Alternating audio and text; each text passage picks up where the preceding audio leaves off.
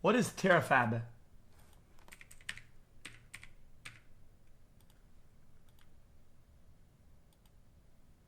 There is a moment in every industry when one... This has 100 views. Like, are we dead ass?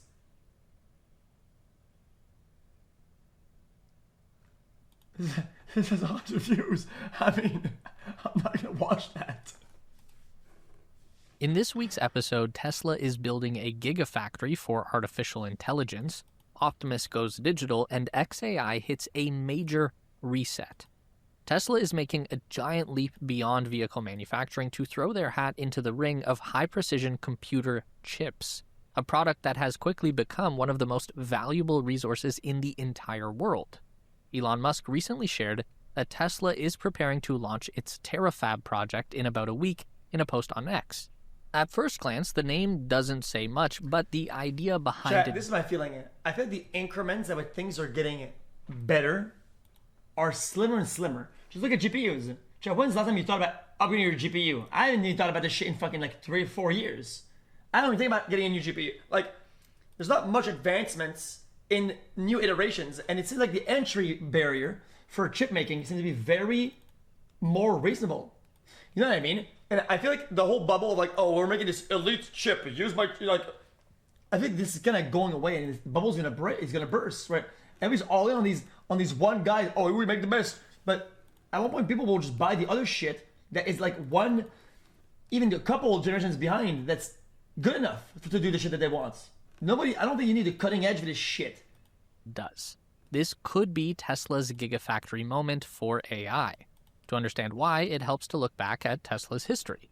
When Tesla announced Gigafactory 1 in 2014, the plan sounded almost unrealistic.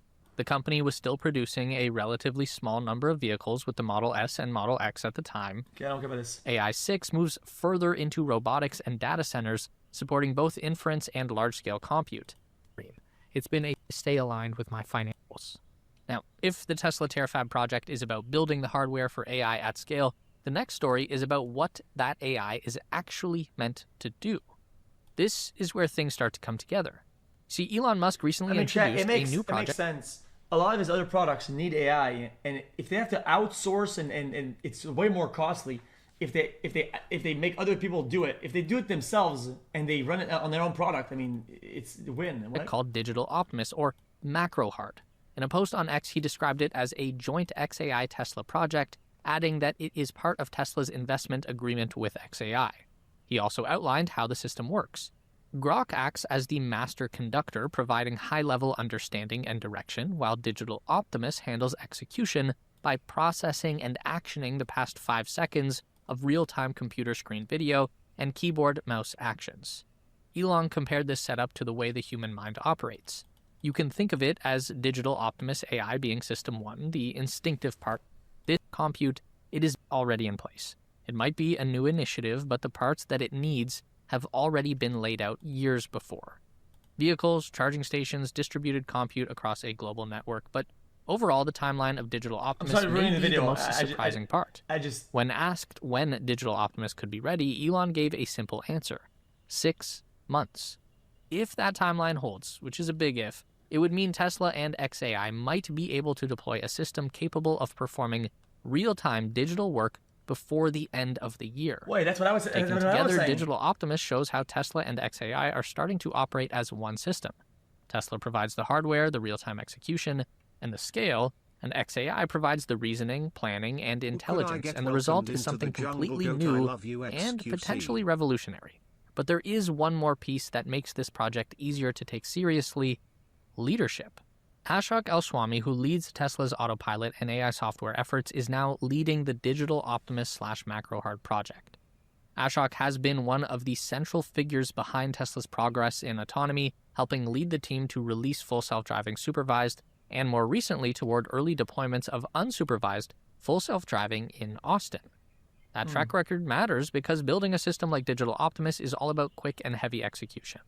Tesla has already shown that it can take a complex AI problem, train it on real-world data, and deploy it at scale. Digital Optimus follows a similar pattern. Instead of roads, it learns... I mean, I get it. I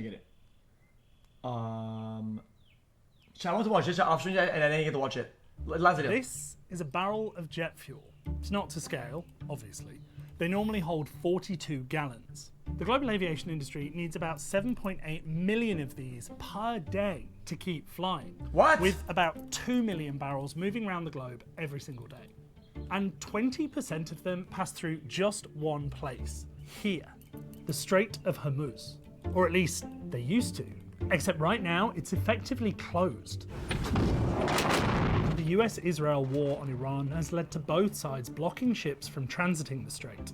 To make matters worse, some refiners in the region have been damaged or destroyed during the conflict.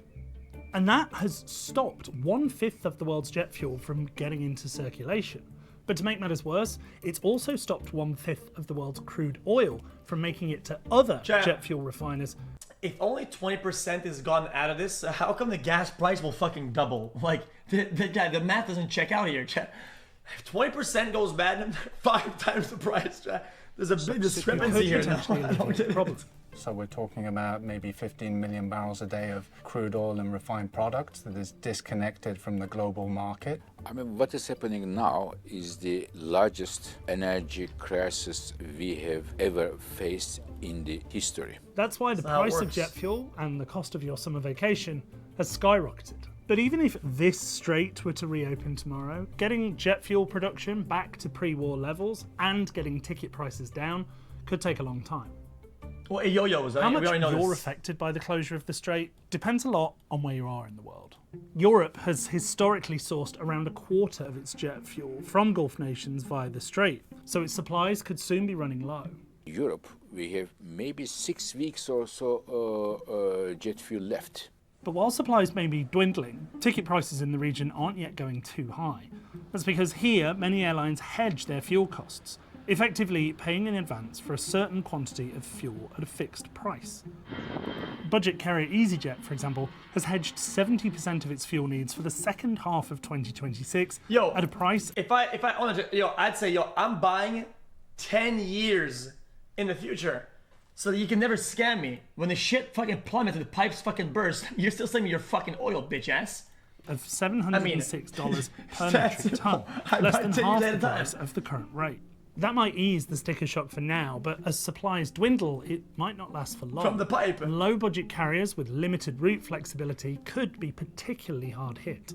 Like most net importing regions, the challenge is going to be sourcing alternative supply. But those volumes are going to be increasingly sought after, not just by European countries, but by African countries, by Latin American countries, as the supply situation becomes more constrained. The US, however, is a different story.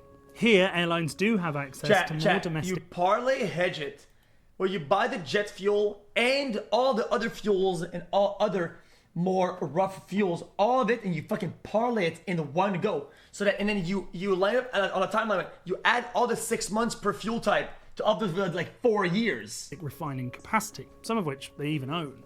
But even so, parts of the country are worried about their jet fuel supplies. If you look at the country as a whole, you see that the US is well supplied. But when you start breaking it down by regions, what you see is a very different picture. The West Coast is importing about 25% of its requirements. And the problem that the West Coast... If it doesn't, you give the debt to the fucking taxpayers and they pay that shit. I don't care. You get bailed out of it by your government. And so it's a win-win. The US faces is that it's logistically disconnected from the rest of the United States. So you have this big refining center in the US Gulf Coast, which is producing far more than is consumed in that region. It's very difficult to route that product towards California and the other states bordering the Pacific coast.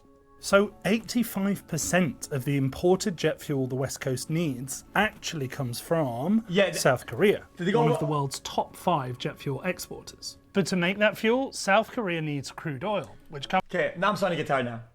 How come Japan, an island, small island, Korea, small little tip, Taiwan, a small little dot off the coast, these guys are fucking rolling. They got oil, chips, cutting edge shit. They own the world from the little fucking floating rocks. I mean, explain it. Explain how this little stretch owns the world and everybody fucking sucks garbage and they have all the land. Comes from, you've guessed it, Gulf nations. What's more, unlike many EU airlines, US carriers tend not to hedge their fuel, meaning they can be directly exposed to shocks in pricing. That's led to some US budget carriers seeking $2.5 billion from the Trump administration as a necessary and targeted measure to stabilise operations and keep airfares affordable. And in Asia, airlines have already begun to feel the pinch. To ensure it has enough jet fuel for its own planes, China has stopped exporting altogether. And that's no small amount. China accounts for around 15% of all global seaborne jet fuel exports. That's impacted countries like Myanmar and Vietnam, who are both major importers from China and are now running out of supply. That's Australia. Several carriers in the region have said they're reducing... Okay, now what the fuck is Australia doing? I mean, I gotta ask.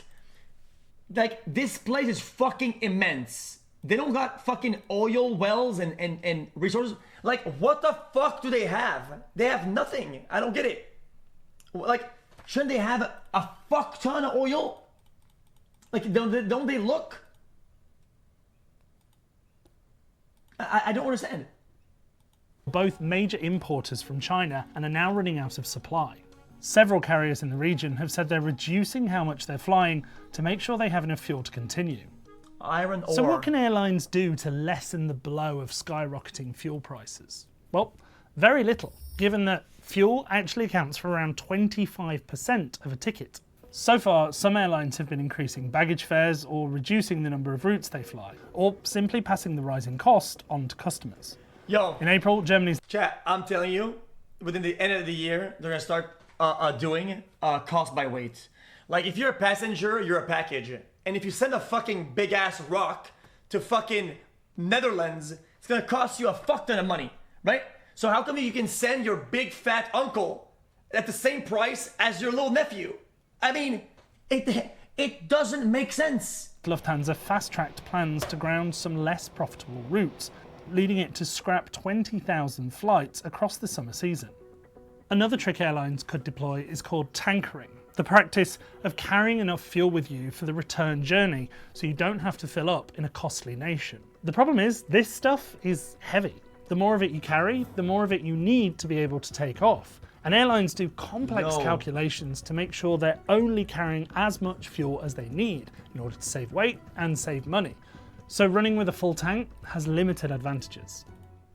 So how long could this go on for? It's going to be very difficult for things to go back to normal quickly. There are significant lags in restarting the system. Yes, there are ships that are loaded inside the Strait of Hormuz, but we're talking about 5 or 6 weeks to transport crude to Asia, another couple of weeks to refine it, another few weeks to deliver that product. And then there's the question of use the pipes that have the wires for internet and just fucking put fuel in this shit. Some of this internet is trash, let's be honest. Some of the internet is garbage. Just fucking use the pipes and fuck it. Send the fuel to the pipes, pump it all the way out to the ocean, and we don't have to transport it anymore. Hello? Starting production, crude oil fields which have been shut in, and also on the refining side. Cables or pipes, same thing.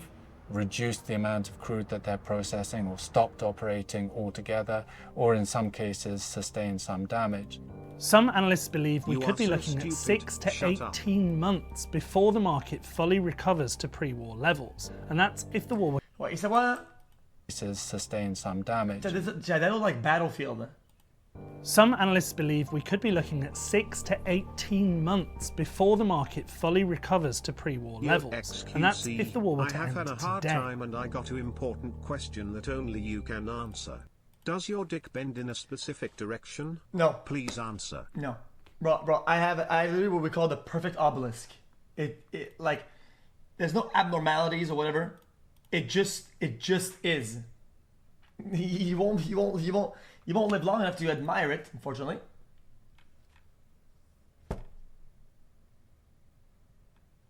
All right. I only take 2 peptides to make my skin look like this. This little blue peptide